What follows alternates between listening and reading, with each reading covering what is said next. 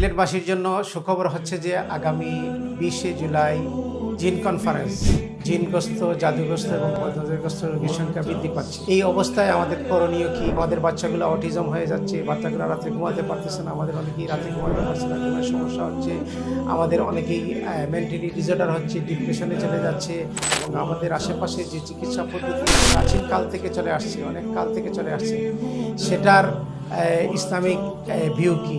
যারা রাকি হিসাবে কাজ করতে চান তারা এখান থেকে অনেক নলেজকে ডেভেলপ করতে পারবেন, অনেক দিক নির্দেশনা পাবেন। সে বিষয় নিয়ে কথা হবে, এক্সপার্টরা কথা বলবেন, তাদের এক্সপিরিয়েন্স নিয়ে কথা বলবেন ইনশাআল্লাহ তাআলা।